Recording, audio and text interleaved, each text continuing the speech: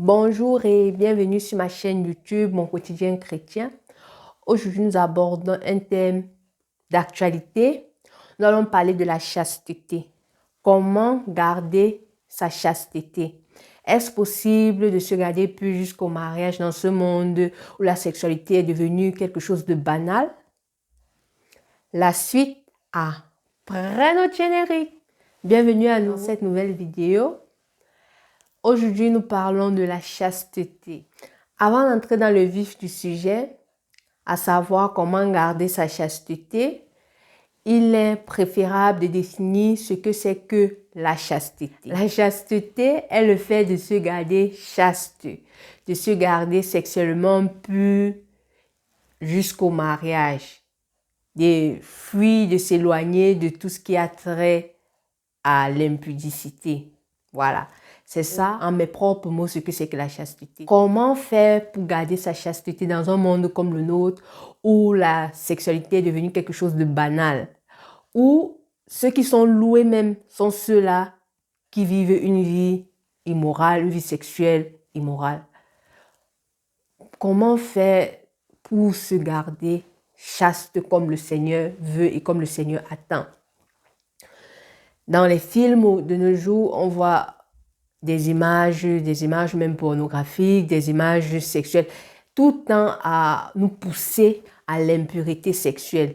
Dans les journaux, des magazines, bref, plein de choses, les réseaux sociaux. Dans cette nouvelle vidéo, je citerai quelques points qui, selon moi, sont importants pour se garder pur, jusqu'au mariage. Ce sont des points qui sont aussi basés sur ma propre expérience, mon expérience personnelle. Pour se garder pur, il est important d'être né de nouveau.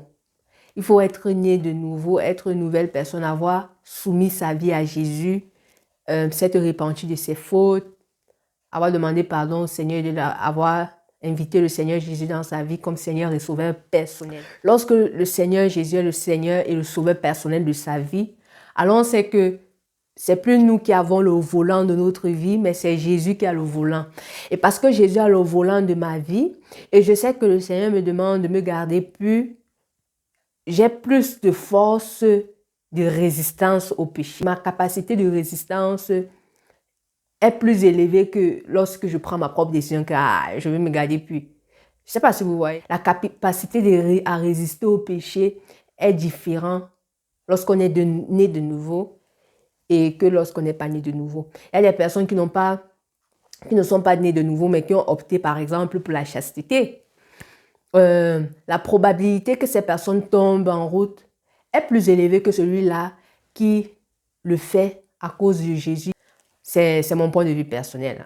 Deuxièmement, après être né de nouveau, il faut prendre l'engagement personnel de se garder pur, de se garder chaste. Oui, la Bible le dit, la Bible le prêche.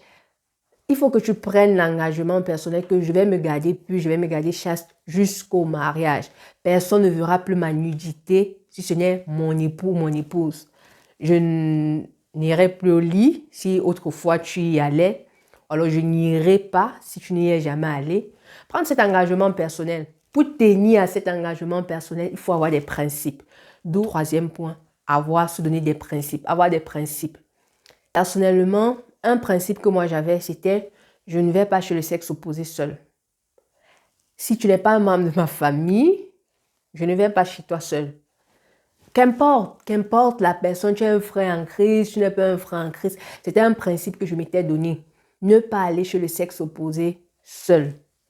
Et je vais le dire, cela m'a préservé de beaucoup de choses. Ça m'a préservé. Pourquoi? Parce que je savais et je sais que cette chair-ci, ce n'est pas en bois, mais c'est la chair. Et lorsqu'on est dans une pièce fermée, avec le sexe opposé, beaucoup de choses peuvent se passer. Non, je ne suis pas superstitieuse, c'est un fait. Beaucoup se sont dit, oui, je peux résister. Et après, ils sont tombés. La Bible elle-même dit, fuyez l'impudicité. Il faut fuir. Lorsque tu vois le danger, tu prends la route, tu fuis. C'est pourquoi c'était un principe personnel. Je ne vais pas chez le sexe opposé seul. Et par la grâce de Dieu, j'ai tenu à ce principe. Et ce principe m'a beaucoup préservé. Personnellement, ça m'a beaucoup préservé. Donc, il faut se donner des principes. Comme autre principe, il faut choisir ce que tu regardes. Ce que tu regardes à la télévision. Ce que tu regardes dans les réseaux sociaux. Parce qu'il faut dire que ce qu'on regarde nous encourage parfois, peuvent nous déstabiliser. La Bible dit que la foi vient de ce qu'on entend et ce qu'on entend vient de la parole de Dieu.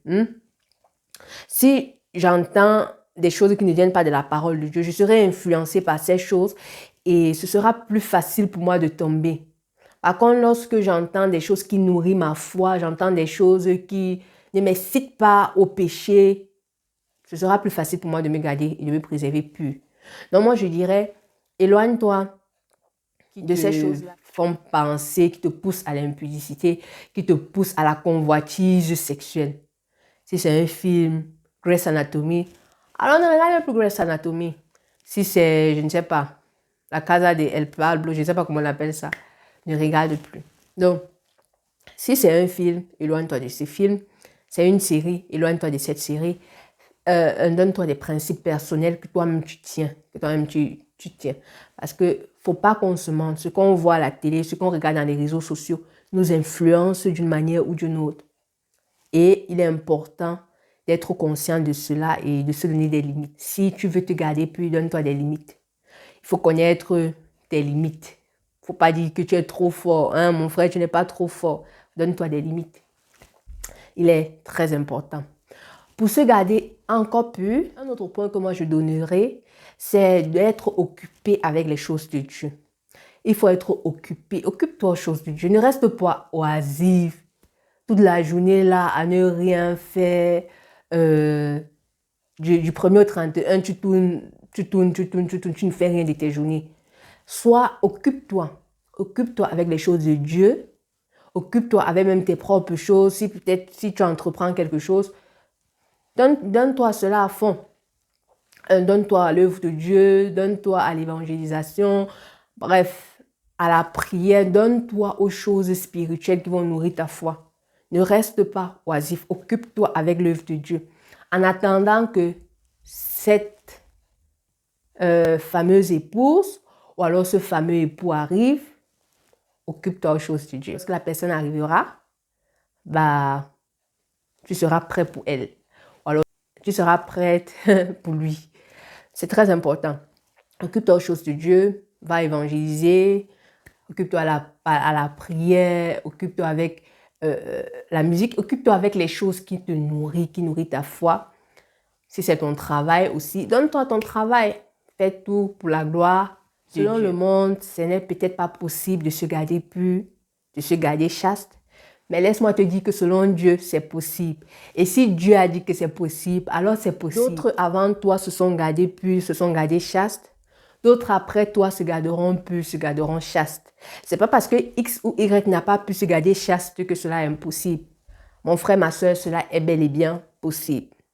De nos jours, nous avons des jeunes qui se gardent encore purs, qui se gardent encore chastes pour le Seigneur. Si hier, tu as connu le plaisir sexuel parce que tu n'avais pas encore Jésus, aujourd'hui que tu connais Jésus, prends l'engagement de te garder pur et chaste jusqu'au mariage. Tu as donné ta vie au Seigneur, tu étais encore jeune, tu n'avais pas encore connu toutes ces choses-là. Rends grâce à Dieu et prends l'engagement de rester pur jusqu'au mariage.